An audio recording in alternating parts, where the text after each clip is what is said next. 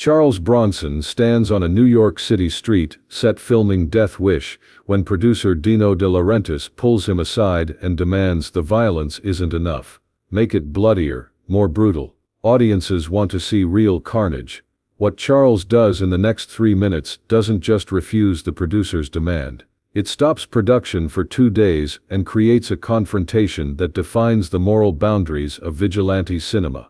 New York City, September 1974. Day 12 of filming Death Wish. The intersection of 72nd Street and Broadway transformed into a movie, set with cameras, lights, and the controlled chaos of a major Hollywood production. Charles Bronson, at 53 years old, is finally carrying his first major starring role, playing Paul Kersey, an architect whose family is brutally attacked, leading him to become a vigilante cleaning up the streets of New York. The role represents everything Charles has worked toward for 20 years. Not just a leading part, but a character that speaks to audiences hungry for justice in an increasingly violent world. A man pushed beyond his limits, who chooses action over helplessness. A hero who looks like real people instead of movie stars. Charles has approached the role with careful consideration of its implications. He understands that Death Wish walks a fine line between exploring urban violence and exploiting it, between examining vigilante justice and glorifying it. The responsibility weighs on him as heavily as the opportunity. The scene they're shooting today is pivotal. Paul Kersey's first confrontation with street criminals. The moment where a peaceful architect transforms into someone willing to kill. Charles has rehearsed it dozens of times, finding the emotional truth in a man's desperate choice to fight back. Producer Dino De Laurentiis watches from behind the cameras, a powerful figure in 1970s Hollywood, known for spectacular productions and commercial instincts. He's invested heavily in Death Wish, betting that audiences are ready for a hero who fights crime with bullets instead of law books. But as the scene unfolds, De Laurentiis grows increasingly agitated. The violence is controlled, purposeful, serving the story rather than dominating it. Charles plays the shooting as a man horrified by what he's forced to do, not celebrating it. It's exactly what the script calls for, but not what De Laurentiis wants to see. Cut, director Michael Winner calls. That's a wrap on this setup. As the crew resets for the next angle, De Laurentiis approaches Charles, his face flushed with frustration and commercial anxiety. "Charles, we need to talk," De Laurentiis says, pulling him away from the crowd. Privately, they walk to a quieter section of the set, near the craft services table, where crew members grab coffee and donuts between takes. De Laurentiis' voice carries the authority of a man who's financed dozens of films and expects his vision to be followed without question. "The violence isn't working," De Laurentiis announces bluntly. "It's too subtle, too restrained. Audiences don't want to see a tortured hero questioning his actions. They want to see justice delivered with maximum impact." Charles listens quietly, recognizing the conversation he's been dreading since accepting the role.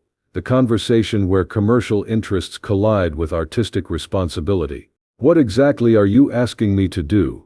Charles asks. "I'm asking you to make it bloodier. More brutal.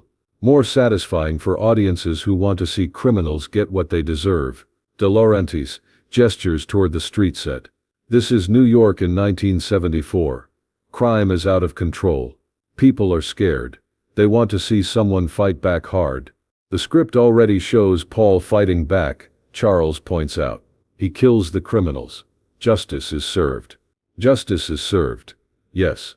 But not spectacularly enough. Not memorably enough. We need moments that make audiences cheer, not think." Charles feels something cold settle in his stomach. The same feeling he gets when someone asks him to compromise his integrity for their comfort. "Mr. De Laurentiis," Charles says carefully, "are you asking me to change Paul Kersey from a reluctant vigilante into someone who enjoys killing? I'm asking you to give audiences what they want, what they're paying to see. And what exactly do you think they want to see?" De Laurentiis' eyes light up with commercial enthusiasm. They want to see criminals suffer. They want graphic violence that makes them feel like justice is really being done. They want blood, Charles. Lots of blood. The conversation continues. But Charles has heard enough. He understands now that he and De Laurentiis have fundamentally different visions of what Death Wish should be. Different ideas about the responsibility that comes with depicting violence on screen. "Let me ask you something," Charles says, his voice quiet but carrying absolute certainty. "Have you ever actually killed anyone?" De Laurentiis looks taken aback. "What kind of question is that?" "The relevant one. Because I have. World War II tail gunner on a B-29. Shot down enemy fighters over the Pacific, killed men who were trying to kill me and my crew. The crew members nearby have stopped their conversations, sensing something important happening between star and producer. I know what real violence looks like," Charles continues. "I know what it feels like to take a life, even when it's necessary, even when it's justified, and I can tell you it's not entertainment. It's not something you celebrate or make spectacular." Charles takes a step closer to De Laurentiis, close enough that their conversation becomes clearly audible to nearby crew members.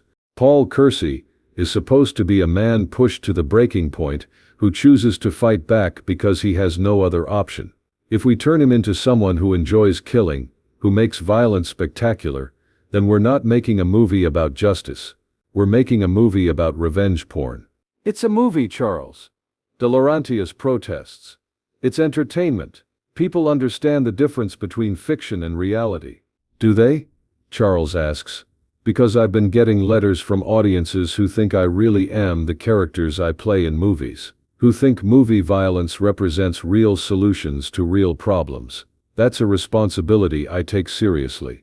The set has gone quiet now. Director Michael Winner approaches, sensing the confrontation brewing between his star and producer. Crew members pretend to work while straining to hear what's being said. "What are you suggesting?" De Laurentiis demands.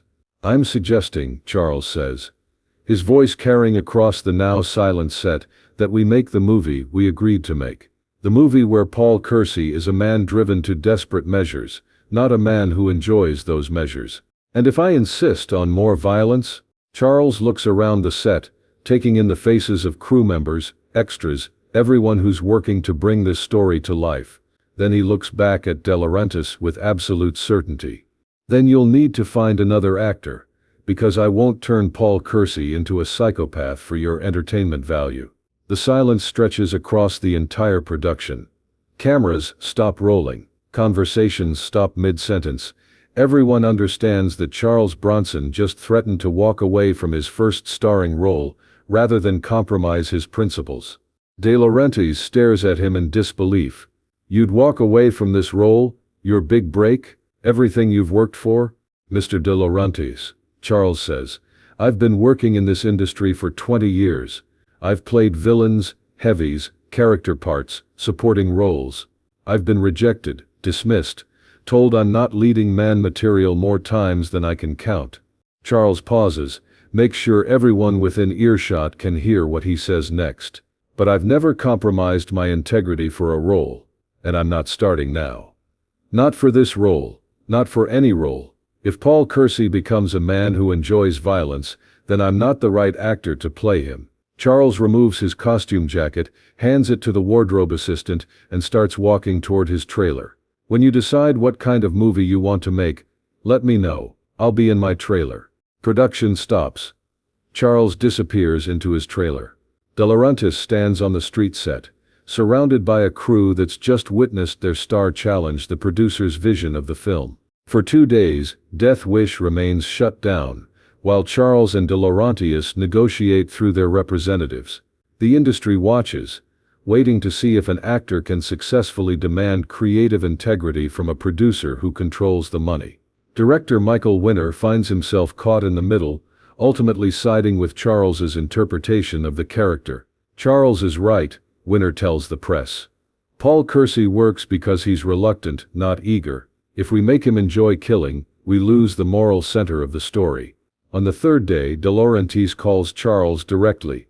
They meet in Charles's trailer, away from the crew, away from the cameras, away from the industry politics. "Charles," De Laurentiis says, "I've thought about what you said, about responsibility, about the difference between justice and revenge." Charles waits, letting the producer work through his thoughts. "Maybe," De Laurentiis continues, Maybe you're right about Paul Kersey. Maybe the strength of the character is that he doesn't enjoy what he has to do. I think audiences are smart enough to understand complex characters, Charles replies.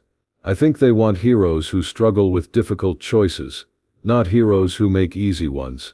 They reach a compromise. The violence remains, but it serves the story rather than dominating it. Paul Kersey remains a reluctant vigilante, not a revenge fantasy.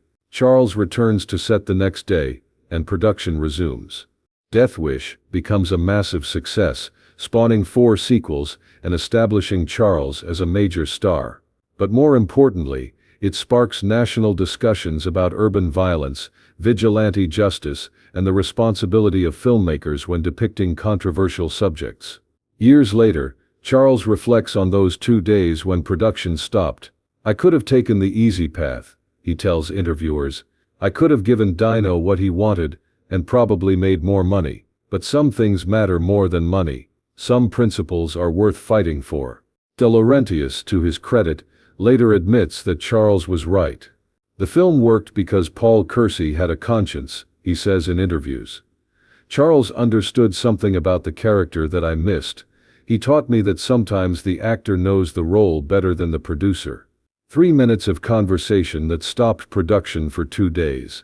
3 minutes that defined the moral center of one of the most controversial films of the 1970s. 3 minutes that proved an actor's integrity can triumph over a producer's commercial instincts. Charles Bronson didn't just refuse to compromise his principles. He used his leverage as the star to ensure that Death Wish remained a story about a man's struggle with violence rather than a celebration of it. That's what shocked the industry. Not that a producer demanded more violence, but that a star successfully refused to provide it, and in doing so made a better film than either of them originally envisioned.